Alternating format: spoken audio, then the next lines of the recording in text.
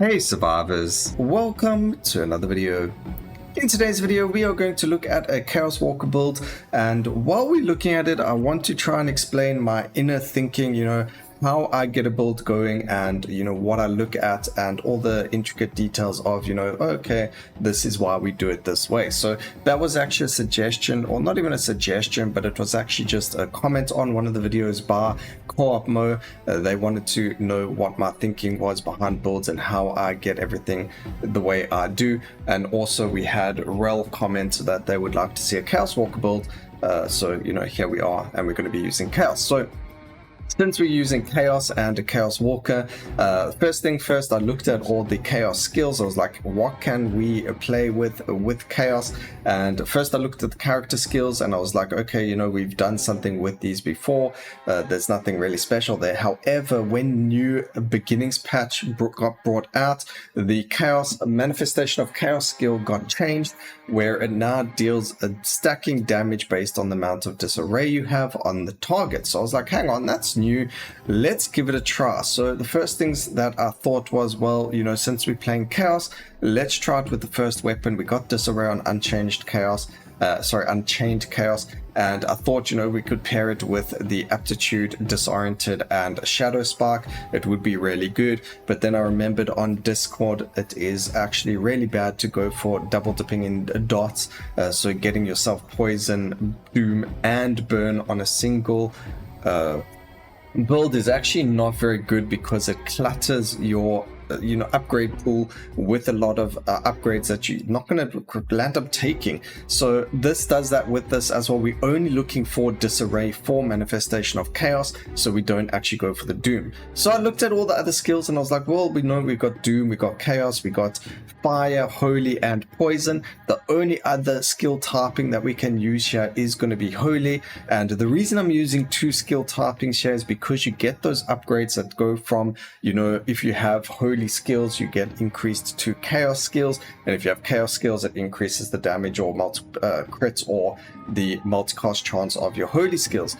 So we want to use two skill typings over here, and then we also want to use two skill typings so that we've got skill chain, and then we also get chaotic from chaos, which is really fun. So with all that in mind, my idea changed from using the first weapon to using the fourth weapon, where we are going to run a sanctified orb so that we can apply dazed, purity, as well as a lot of disarray when we get the all attacks applied disarray. And then we're going to run manifestation of chaos. We're then going to run chaos totem, frenzied bunnies, holy beam, and living weapon. And then we can either play with smart if you are going into high overlord, or you can run bloodlust if you want to cast frequency and movement speed. I'm going to try with bloodlust in this video and we will see how that goes. If you find yourself dying, you can substitute it for smart for the extra healing, but we do have purity, which should keep us, or at least heal us every so often. So with that in mind, the runes that we went for skill inclination chaos and skill inclination holy, so that we can get our holy and chaos skills as quickly as possible. And then we got reroll mastery, so that we are able to reroll quite a bit more often and get the skills a lot quicker, as well as upgrades that we maybe want. We then run synergetic, improved repertory, battle proficiency, and multicast mastery. The reason for battle proficiency is because we are going to be running prowess with holy beam, and running that prowess is going to allow us to then get prowess to resilience, which is going to give us that armor that we otherwise missing. So let's get straight into the actual game and see how this build fares on our normal curse intensity, and go from there.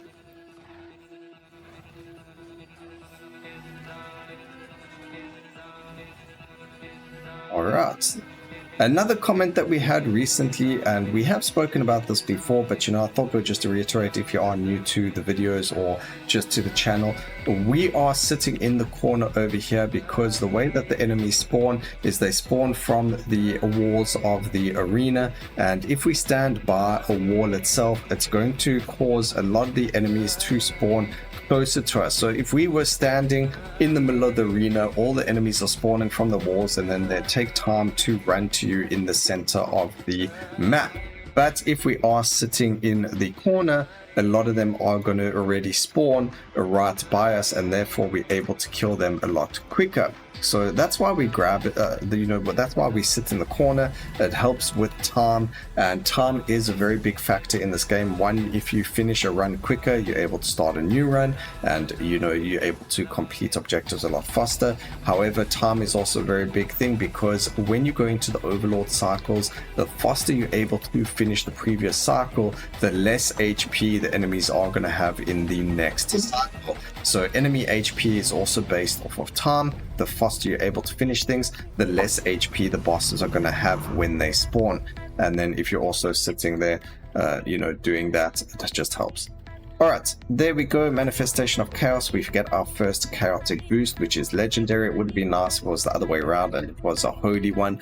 That would have made it a lot better for us, but it is what it is. There's our Sanctified Orb. Fantastic. Cast frequency is what we are going to be looking for. Multicast mastery and cast frequency are going to be the most important thing for this build, especially if we want to apply as much disarray as possible.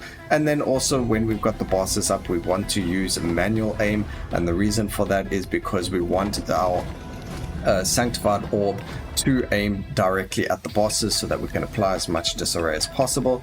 And then also Holy Weapon, Living Weapon, sorry, is going to apply a lot of dazed as well as a lot of the disarray as soon as we get it. So cast frequency on there is also going to be a really good one. We're not necessarily looking for damage on all of these skills. We're more looking for the cast frequency and the multicast so that we can apply more disarray.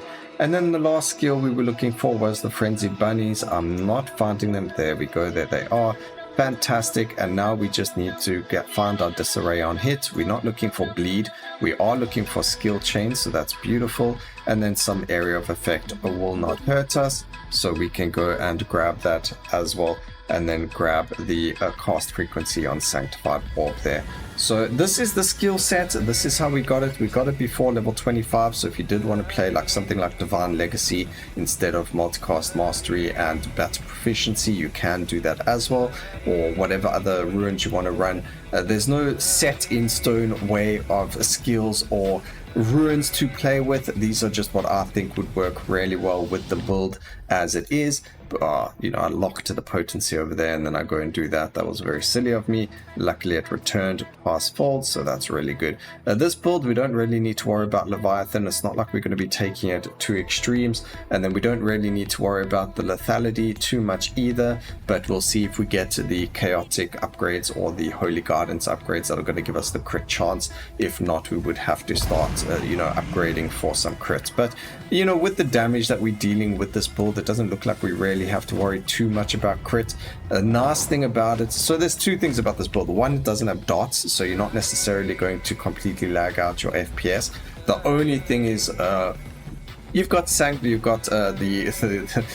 Chaos Totem as well as Sanctified Orb.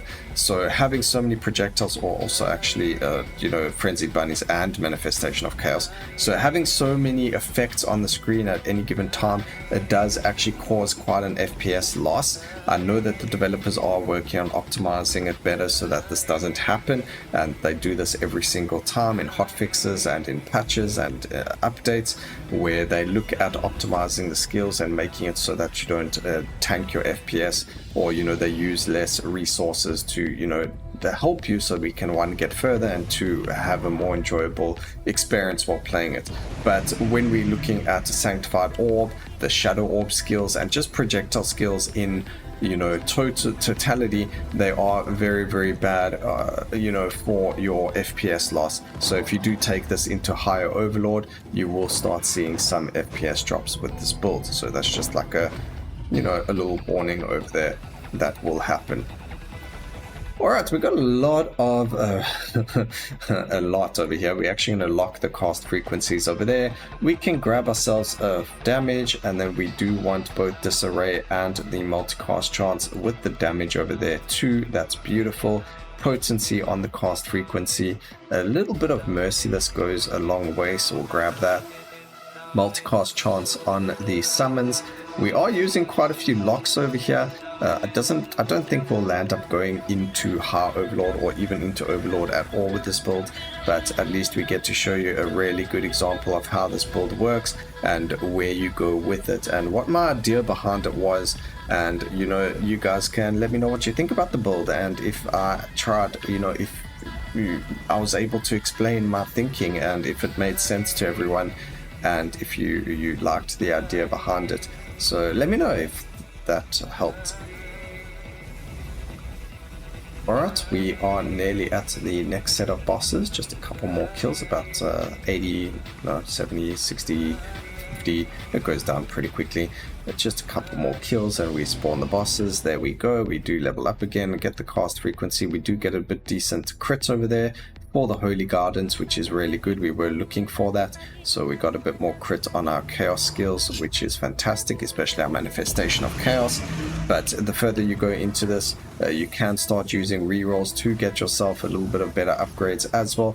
Another idea which is really good, but I didn't use it because I wanted to get the skills out there so you could see the build itself, is to use the Rune quality standard.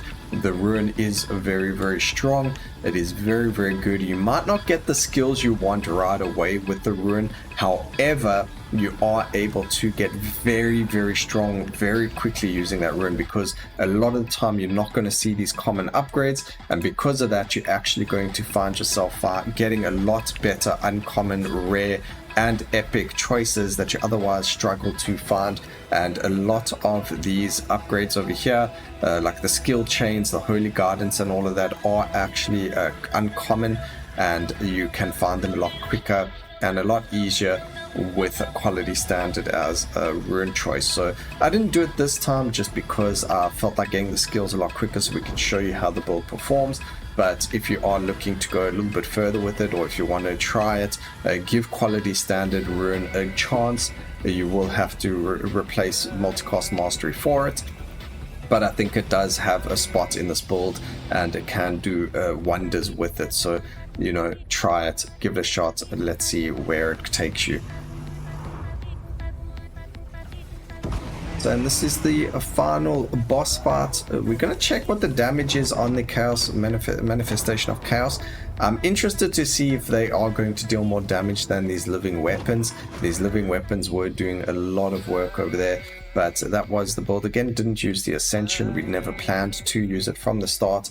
And there we go. Upgrades, pretty easy. Manifestation dealing the most amount of damage, but living weapon just shortly below it or under it. But I mean, look at the number of hits compared to each other. So I mean, if they had the same amount of hits, this would be on insane amounts of damage. But I hope you guys enjoyed the video. Please remember to like, comment and subscribe for more videos like this in the future. And always remember, keep safe, survivors. Until next time, cheers.